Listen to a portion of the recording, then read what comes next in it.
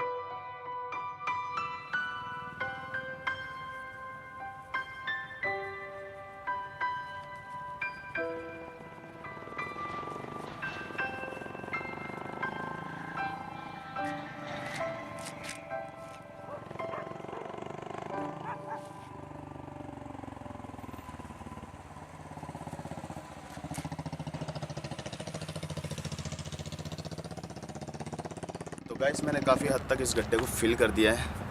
इससे कुछ तो बेनिफिट मिलेगा ही।